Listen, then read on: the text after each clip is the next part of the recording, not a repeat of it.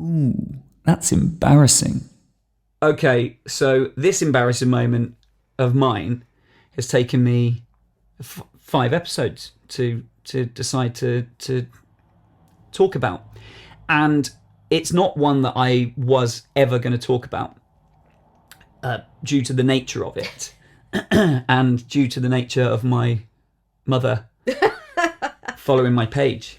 I just hope that she doesn't listen to this, that she doesn't watch this, and also that if she does, that it just stays unmentioned as it has done for 18 years. And it's not even a big deal, but, you know. So something to understand is in my family, we weren't prudish, but we didn't really talk about sex, and we didn't really discuss things like that. I think I've told you before, every time I was watching a film with my mum or like as a family, and my mum's like sat there and I'm sat here and a sex scene came on a film that we weren't expecting, I would just freeze and swallow hard and be thinking, please pass, please pass, please pass. And I'm sure my mum felt just as awkward about it. So with that in mind, knowing that we weren't very open about all these kind of things, it makes this more awkward. So I just got together with Kaz, or within the first year, and ended up moving in with her in her flat. And my mum had decided to swap the rooms around. So what was hers and my dad's room, they were now moving into my room, and they were moving what was left of my stuff, because it was early days. My mum probably thought that there might be a chance that I moved all my stuff into what was their room, and in the process had a bit of a sort and a tidy up and all this kind of thing.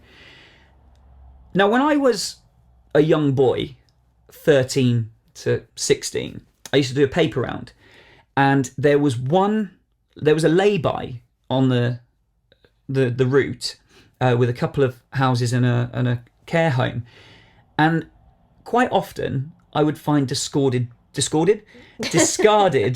porn mags. Okay, and being the young boy that I was, who was I to leave them there? So I would pick them up, put them in my paper bag, and take them home. And so I had about 3 at this point. Okay. And so there was never any danger of them being found in my room. I used to keep them in one of these, it's like an A4 cardboard thing that keeps A4 paper straight so it doesn't crease, and with a bit of elastic, and I had these like 3 porn mags in there, and they always stayed in my school bag. Well, fast forward years and years, I've never got rid of these porn mags. They're in a box in the attic. But for a while, they were in a drawer. I didn't look at them. I mean, they're dated 1994 or something, that's how old they are. I've still got them. I don't know where they are, but I've never thrown them away. So they're in the attic somewhere. Anyway, so I go around to my parents' house, and my mum says, oh, come upstairs, I'll show you what I've done with your room and all this kind of thing.